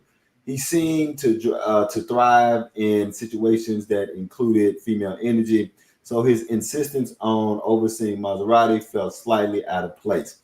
Although his complete list of reasons for it will never be known, it is important that the band be put in historical context. Mazarati would be the first band signed to Paisley Park Records, even though their debut album wasn't the first release on the label. At this moment, he was overseeing two bands to replace the time. It was likely important to Prince to prove to others that the time was great because of him. The idea of having his new protege bands not stack up against Morris Day and Jesse Johnson might potentially bother him. So he maintained as much control as possible. When Prince heard the Mazarati album, he decided to take the tapes into Studio 3 and create his own mixes on songs like 100 Mile Per Hour so they reflect how he envisioned the band. It is likely that Prince also worked on the crossfades and mixes for several of the tracks and perhaps even adjusted the order of the songs, which was appreciated according to Brown Mark. Quote, this is Brown Mark, quote, he was just trying to help us out. I mean, nobody's feelings were being hurt. He was just trying to come up with a record that would get them on the map, end quote. This is Coke Johnson speaking now. Quote, Prince came in with the total confidence and authority over everybody within his realm. Coke Johnson explains, he continues, quote, he rarely questioned his decisions. It was like he had God-given answers from his heart and from his gut about what he wanted to do and how it should sound and all of that stuff. His name was Prince, but he was the king of his dominion, end quote. Yeah, I was really pulling for them back in the day. Like I was pulling for them really strong because I really wanted Mazarati to do well. I'm glad to see he took some interest in it. I just wanted them to do well. Do y'all think that Mazarati, and this is where look impacts sound, do you think that Mazarati might have gotten caught up in the flood of what people saw as Prince knockoff groups? Because you had Ready for the World, you had Mazarati. Like I was a Ready for the World guy. And I would admit that I was probably a much more Ready for the World guy than a Mazarati guy. Brother Turnbull, don't come for me. But I just wonder if one of Maserati's problems was dudes in makeup sound like Prince. Here's another dudes in makeup sound like Prince, and people would just get. Plus, you got hip hop is gaining, right? What's the well, I was going to use the Parliament Funkadelic, but they're actually saying gaming on you, not gaining on you. But hip hop is gaining, and I just wonder if y'all saw Mazarati counter as a casualty of that. I'll shut up. I would kind of agree. I remember seeing how they looked, and I was like, wow, they're like they look like they jumped right out of the Purple Rain sort of bag. you know, the long Out of hair the and everything. crowd, out of Yeah, the crowd of the movie. and I Right. think it was starting to get the look of the aesthetic was getting played out to me, not the music. But I can understand. I think certain people were kind of it was getting a little passe that Mhm. style, and this is after I think did Jesse's solo album was already out at this point, or and to Yeah, me it was. Yeah. yeah Yeah, that it was was. the thing that Jesse had that look, but the difference to me, Jesse had that authentic sound. Like he had cuts. You know what I'm saying? Like you could play them records and he didn't care what it looked like. They was bangers. And I don't think again, I'm not shitting on Mazarati, but it just didn't have the same and somebody said in the comments like a hairband or something. To me, it kind of came off. I thought there was going to be rock or something, and I was a little confused on what was their sound, and it was a hard sell to try and do the Prince sound and it not be as good as Prince. I felt that way when the family came out. As much as I loved Screams of Passion, again, just seeing it, I was just like, I didn't know that Prince had anything to do with it at first. And I was like, man, this sounds like a knockoff Prince. This is good. But, I was like, I didn't know if this was Prince or not. And I started questioning it. So with Maserati, I knew that they were with Prince, but I was just like, this is cool. You know what I'm saying? But the way it looked, it did throw me off. I just thought it was a little too much with that style. But yeah. Mhm. You on mute? Yeah, like they didn't have a grounded aesthetic. Right. I mean, about them. Mhm. You know, I mean, the time kind of had a grounded an aesthetic meaning. They may have had their hair, kind of done up, but they had suits and they Right. had gear that you could go out and buy gear that guys in the neighborhood wore or something like that. Like Maserati didn't have. They had this glam thing, and Mhm. Prince being glam is one thing. Like we kind of knew that. Like some You know, other guys yeah. kind of coming out, it was kind of different. And then like to like Cee's point up against the like Run DMC, like Raising Hell came out around that time. Like LL's first album Mhm. I know was out, so it was like a different. You had Mhm. these extremes, and one was more grounded than say the other. Um, Changing of the guard. The yeah. culture was shifting. It was moving really And fast. so that Prince doing it is one thing, like it's like accepted and it was cool, what I'm saying, some man, some unknown brothers, not really known, kind of looking that way. Hmm. It was like, I mean, on one hand you knew they were a band. You know what I mean? Like when you saw them, it was like, okay, yeah, they must do music, because ain't no way they're looking, hair that long and makeup and all that, not doing music. So like they had that, but at the same time, it was kind of like, it just didn't seem grounded, in a certain. But like when you saw them on the Under the Cherry Moon, say premiere party, say performing, they just looked like some regular brothers in suit, like in some, Right. Right. suit that they didn't have on like the glam look, Mhm. like at that party. So I think probably if they would have kept that part of it going, that might have worked out better for them. But when you see that album cover and you look at the pictures on, say, the back, you're like, wow, man, these brothers are really done up. You know, Mhm. um, Too, just to throw in there, I think from what we were reading, just reading, Prince thinking maybe, or they're saying maybe he had to sort of prove that it was him that made the time what it was, not, and I think that was a crucial misstep. It was those guys, it was all of them that Right. made that thing great, and I think Right. it's one of those things where you see a camp that sort of one person feels like they are the thing, and you come to realize, maybe it was all of us together that really kind of pushed that, made it what it was. I look at it the same way. I look at like when Jodeci, Devontae, he had everybody. He had Timberland, Missy, Genuine, and they were all on their records, right? And then when they leave, it wasn't just Devontae who made those records dope. You saw it was all those cats Right. had something to do with it. And you can only imagine what it would have been like if they stayed together. And it's the same thing with Prince. I'm like, it's fantastic and as talented as Prince is and was. Yeah, he had some of the best cats in the game was in his camp.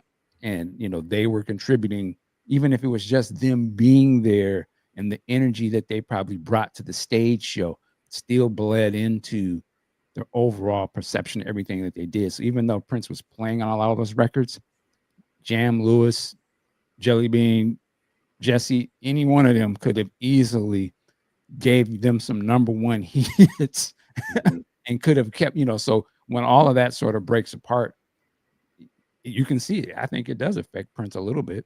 Yeah. Even if it's just a mental thing, Mm-hmm. thinking maybe I have to prove something when he doesn't. But I think it all played into that, you know. And I would just say to Heavenly Gains, I don't disagree with you, Heavenly Gains, and I don't even. I've struggled articulating this, so I agree, Heavenly Gains, that Jesse was known and had a fan base, but I think that also would help Jesse. And I know that you're not saying that you're not disagreeing with this, Heavenly Gains. By the time Jesse steps out on his own, he's a really damn good songwriter. He's a really damn good performer. And most importantly, Jesse did not sound like a Prince ripoff. Like Jesse's first album sounds like a Jesse Johnson album. Like, yes, they're in the same. It's like if you like the blues, of course, Albert King is going to remind you of B.B. King if you don't know anything about the blues. But if you inside the blues, you'll understand that Albert King is not B.B. King and B.B. King is not Freddie King. And so I think that, and maybe I'm always on, as people on the screen know, that I'm on this Jesse Johnson soapbox because one of the reasons that I ended up not liking hip hop is because I feel like hip hop cheated me out of a fourth Jesse Johnson album. In real time, Jesse Johnson was building momentum to be that dude. And because hip hop changed everything, I feel cheated that I didn't get a Jesse Johnson fourth album in real time. But I think that, hey, look, I agree with you, brother. That everybody who loved Prince, there was nobody who loved Prince who saw Jesse Johnson as a Prince knockoff. Jesse was, and also let's be clear, Jesse leaned into big beats and bass in a way that Prince was kind of moving away from. And you know, Prince was removing bass from his records, and Jesse was not removing bass from his records. And Jesse was really, really intentional about being played on Black radio. Like Jesse didn't run from being played on Black radio. So I would say all those things that I just want to give Jesse Johnson his credit for three really good, really what I call really great first three albums. And that he was his own sound in the Prince universe, if I can put it that way. I'll shut up. Look, I like that quote that you just put up that said that Mazarati was a black poison. Yeah. I would say, I said this before, Jesse was the Warren G to Prince as the Dr. Dre. You know, he was underneath Dre. He came up with ideas and songs on the Chronic, right? Not necessarily credited. Same with Jesse. Around 1999 sessions, if he did not play, if he played on it, all the stuff that was being recorded during that period, Jesse's in there. He's under tutelage, you know, so he's soaking it up and contributing. But he's a part of that sound. It's the same way Warren G, when he leaves, it almost is like he becomes G-Funk, but he was always a part of it. And he had his hits, but he stays in his bag of that particular sound. And to me, that's what Jesse did. I don't think it's hip hop that did Jesse. And I saw the word. I think it's New Jack Swing, and just the changing of R&B, more sort of maybe hip hop influence in terms of the producers were hip hop heads, you know, like a Teddy, and that started to, you saw the influence into their production. And I think he had to change his sound, and I don't think that was his bag. You know, right. The Crash sort of kind of shows that, but. Yeah, I mean, he was a fantastic musician. He could play. I just think the thing with Jesse, I almost felt like, I wonder if he was just doing Minneapolis sound because that's what was hitting, but he was actually a far more talented musician and probably could have done blues or rock. Yep. way better in earlier, but I don't know if he just thought maybe that would have been too much of a risk for my fan base. But I would have been like, man, follow what Prince did. He didn't turn his back, but he was just an artist and he did all types of music and made the audience get on board with what he was doing instead of just giving the audience what you thought they wanted. And I think if he'd have did that fourth album a little earlier, I think he would have had a whole nother career lane. Maybe if he'd have came out like when Lenny was starting to come out, right, he could have really came and owned that space. You know what I'm saying? But that's just the hypothetical. And I'll just end it on this because I agree with everything you said, Brother Dean. I know I'm gonna get again. It's all subjective. It's all subjective.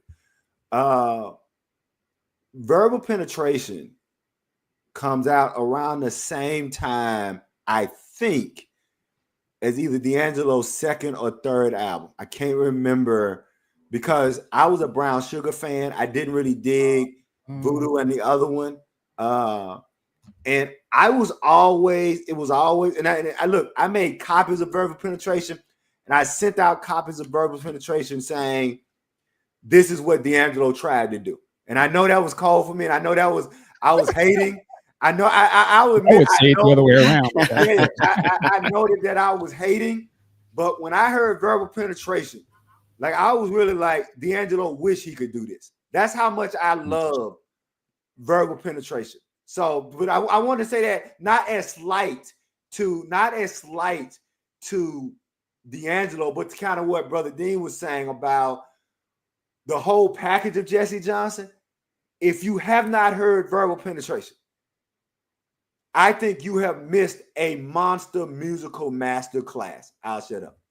Yeah, that came out right before. Well, it came out years before Black Messiah, but I think that may have been probably one of the reasons why he got the gig outside of his, previous work and just being like who he is. But there's what's the song he had on his greatest hits collection? He put a new song on it, and it sounded so much. Oh, I love it. To me, I thought he was trying to do D'Angelo personally. Like I can see the influence, and I wasn't mad at it. But And as much as I hate sampling, the first thing I heard about Vibe, and I don't know why I went there, I guess because he was the one that was out. But the first time I heard Vibe, I was like, that sounds like something that T.I. would sample. Like it was like when you talk. So when you mentioned the D'Angelo thing, and I also went to like, Vibe was. If Jesse Johnson was writing something saying I'm gonna write something that MCs could sample, Vibe to me would have been a perfect song for MCs to grab and sample.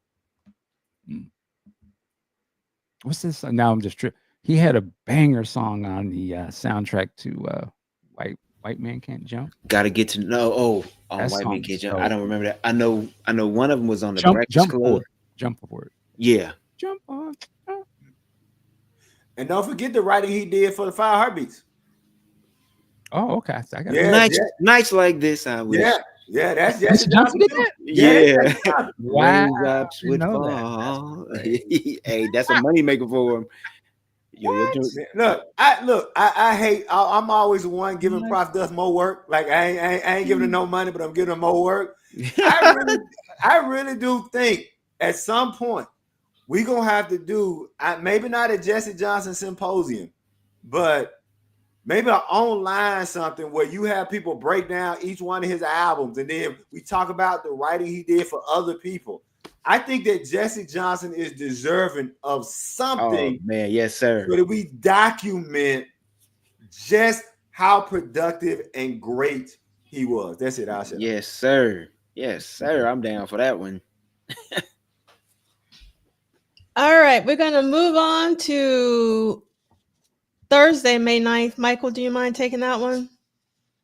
Yes. Thursday, May 9th, 1985. 100 miles an hour, baby. Edits, vocal overdubs, and more edits. Strawberry Lover, edits, vocal overdubs, and more edits. Sunset Sound, Studio 3.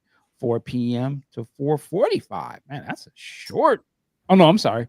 Let me read it again. 4 o'clock p.m. to 4:45 p.m. a.m. Damn, 12 hours, 45 minutes. I know it's like, and that's probably where Jesse was like, nights like this.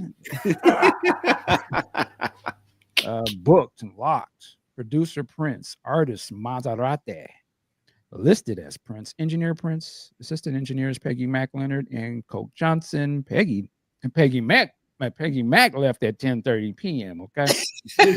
Peggy said, "I'm out." Hey, Peggy Mac was Kim. Peggy Mac was Kim before Kim. She was like not nights like this. Anyway, Let's read the quote. Okay.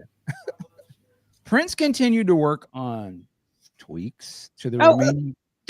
Let's read the quote. I want to read the quote. Oh, back it up. From the top.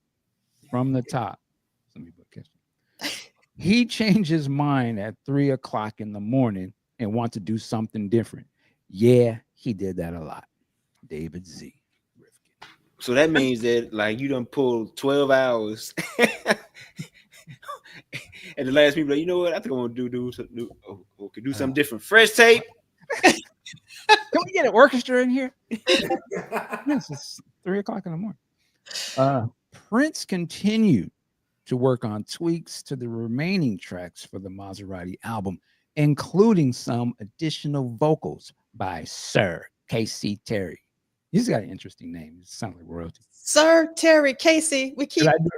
Yeah, it's okay. No, wait. In my book it says Sir. That's Sir Casey Terry. Oh, so in our book, it's correct. It's Sir Terry Casey. Okay. Now that makes sense. Okay. On Strawberry Leopard, he was making adjustments to the song during the entire night, fixing what he felt needed work, and smoothing over sections that sounded clunky to his ear. 2 C90 cassettes were made of the session, but when he listened to it, Prince must have felt that it wasn't ready yet, because a few hours later, he'd be back in the studio working on the Mazarati album once again. You know, I am happy to see that he was invested in like trying to make Mazarati work or make it be successful. Like, you know, he just didn't kind of just leave it out there to, you know, kind of, so he did put some time in. And had his hand in, say, the mix, playing solos here, doing vocal overdub, things like that. So, you know. So I'm trying to figure out. I'm looking. So everywhere I'm looking, I don't have my Mazarati album on me. Can someone get a Mazarati album if you have one? It's in the other room, and check to see what his name is listed on. Because on principle, it is Casey Terry. Right. But in the revised version, Duane changed it to Terry Casey. So I'm curious why he changed it, but I always thought that Terry was his first name, but the way Prince and them do things, they swapped it. Yeah. That's what I kind of thought that happened, was they swapped it. And that makes sense, actually. Yeah, Prince loves messing with people's names. Yeah. That I'll take that, Celie. All right. I can't believe it. We're finally making it to Friday because Prince didn't supposedly do anything on Saturday. That's the other book. All right. Friday, May 10th, 1985. Strawberry Lover edits, vocal overdubs, and mix. I guess it's all over mix. My man. Tracking, mix. Sunset Sounds 3, 6 p.m. to 7 a.m. 6 p.m. to 7 a.m. Booked, locked out. Producer Prince, artist Mazarati, and Jill Jones. Listed as Prince, engineer Prince, assistant engineers Coke Johnson and Susan Rogers. Peggy was like, I'm out of here. So I'm not coming back. This is Jill Jones' quote. Prince doesn't do anything else but work in the studio. If he's not in the studio, he's either on tour or rehearsing with the band. He never takes a vacation, and in the little time off he does have, he goes back in the studio again. He sometimes doesn't come out for days. That's just the way he is, a very driven man. Prince went back into the studio to make the final tweaks on the Mazarati tracks, spending about 8.5 hours working with Coke and Susan on the overdubs and crossfades between the songs for the final compilation of their album, plus additional mixing on I Guess It's All Over, and adding Jill Jones on background vocals for Strawberry Lover. Although it had been a while since he'd worked with Jones, he apparently wanted her voice on the track, so he asked her to swing by the studio, as she recalls. During the Purple Rain tour, we weren't speaking actually. We had a falling out and we were not talking, but I did go on the tour just to visit everybody else, and I wouldn't talk to him. And then at the end of and then at the end of it, we got back together after the final show in Miami. At 2:30, he began working on a new track called My Man, supposedly based on a rough demo he recorded on his acoustic guitar. The one I actually really, okay, I'm sorry. I'm going to stop here and I'll read the rest. So one of the things that has always bugged me is that I feel like if Jill's album would have come out during the Purple Rain era, that it would have done much better. And it always bothered me that she wasn't on the Purple Rain tour, but now I understand why that she wasn't, but I just wanted to say that. All right. At 2:30, he began working on a new track called My Man, supposedly based on a rough demo he recorded on his acoustic guitar, just like he did for Kiss. That one I actually really, really liked, recalled Jones. Prince wrote that, of course. I had gotten into Elvis for some reason. Prince and I watched Elvis's 68 comeback special together. It was pretty phenomenal just to watch Elvis in his prime. He looked the best. My Man came off of watching that inspiration. It wasn't just the music that inspired them. Even Elvis's name and lights ended up having an influence on how her logo was designed, according to Jones. Ideally, we had wanted to show the words Jill Jones behind me, like how Elvis had the letters of his name behind him. And since then, everybody's done it. Even Beyonce's done it. For the song, Prince recorded a combination of Fairlight, Yamaha DX7, bass guitar, an acoustic and electric guitar over a blend of a snare and a Linn LM1 drum track. The 13-hour session ended at 7 in the morning when 2 C90 cassettes were created of the day's recordings. Status, My Man, 3 minutes and 15 seconds would eventually contain Jones's vocals when it was released on her debut album in 1987. Claire Fisher oversaw the orchestral recording for My Man on June 24th, 1985. Love it. Love it. So, two quick things. If you have not seen the Elvis comeback special 1968, you need to see it, both because it's artistically great, but it's also important to American culture. So I would say that those are the two reasons you need to see it. Excuse me. And I'll say this. Here's also why it's important. For many years, and it shouldn't have, because actually in 1957, Jet Magazine actually did an article to debunk this rumor. But for many years, and then even after Elvis died, Elvis was, the quote attributed to Elvis was, the only thing a black person can do for me is buy my records and shine my shoes.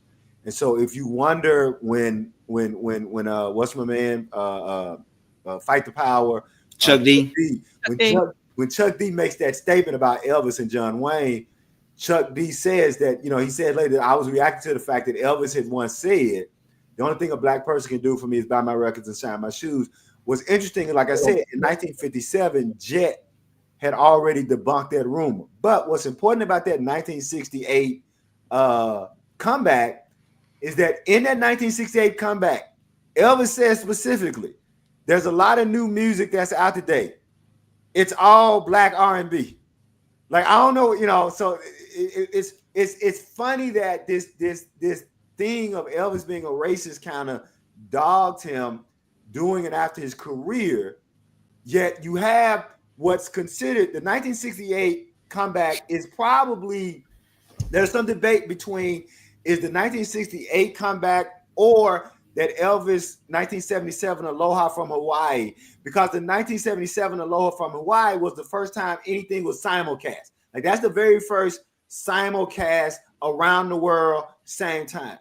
So you have one of the biggest things that ever happened on television and the biggest artist of all time to say all new music is basically black R&B. And so I think the 1968 special is important just for that.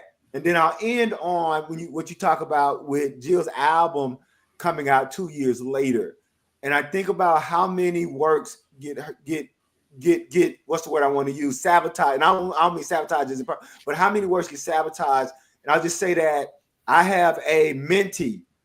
She has a new collection of poetry. I have written a blurb. I turned in the blurb for her new collection of poetry last week. I turned in the blurb, and she was just told by the publishing company it was supposed to come out in 2005. Now they're saying it's not going to come out. I mean, it was supposed to come out at the end of 2025. Now it's not going to come out till the middle of 2026. So I'm with you.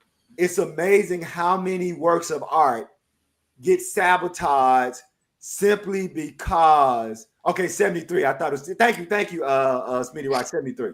How many works of art get sabotaged, not because they're not good, but because they're delayed. And then once they're delayed, they become dated, or the record company doesn't have the interest of putting the money behind them to promote them. I'll shut up. You're on mute. I keep muting myself because there's like what do you call it? Lawnmower was loud. Okay, so we went through all of this, and we're gonna break this. So Andre 3000 has a new EP out, 7 piano sketches. It's all nothing but piano. I love it because it's instrumental, and I'm on Andre's frequency. So if you haven't checked it out, I'd be curious to hear what people think about it. And everyone should have seen Andre or photos of Andre at the Met Gala with a piano on his back, which is really crazy. I personally loved it. I thought it was really funny, and it tied into this EP release. Bilal's on tour. There's an Alice Coltrane tribute coming up at Carnegie Hall on May 16th, which I'm really looking forward to. Tickets to Celebration are on sale. Des Dickerson has a GoFundMe, so please donate to Des. And we have the accompanying playlist which has the Jerk Out by Mazarati. So if you want to check that out, you can. And that's, even though I didn't, this is from last week, but there is the new one for 19th. All right. So, Anne, I love this. I love that El Michelle is bringing us back how we started. Today is the anniversary of Lovesexy. So in honor of Lovesexy Day, go find you a whole bunch of flowers and get naked and lay in there. That's Lovesexy Day. Get naked in a whole thing of Lovesexy flowers. Make sure the stem is doing what stems do. That is it. That is your PSA. Lord. See, my name is Andre Crabtree III. I got more holes in a golf course. There you go. There you go. That's one of my favorite lines from Lovesexy. Thank you, brother. While we there, I do got to say, I am disappointed in the 3 people on this screen. I'm disappointed in y'all. And the reason I'm disappointed in y'all, when we did our 4 minutes of quoting Undeterred Moon, I am disappointed that not one of y'all said, you probably start off real quiet at first. Then you get loud. Then you get black. Oh, shit, baby. Christmas. Oh, go, baby, go. I am disappointed that not one of y'all. None of that quote. All right, that is it for me for the week. Oh, man. Oh, my God. Oh, my God. Let's end with I Wish You Heaven as a palate cleanser. And we're going to have Michael D take us on out. Well, man, I don't know how to top that, but we'll say, I was going to say salute and happy Mother's Day. I'm going to day earlier, but happy Mother's Day to all the mothers out there. We all got a mother. So happy Mother's Day. We wouldn't be here without our mothers. You know what I'm saying? I'm getting ready to go have lunch with my mom as I walk out of here. But thank you, D'Angela, Ricky, Mr. Pastor, Seeley, and to the audience as well. Listen, have a good one. Work it like a job. We'll see you next time. Peace. Y'all be easy.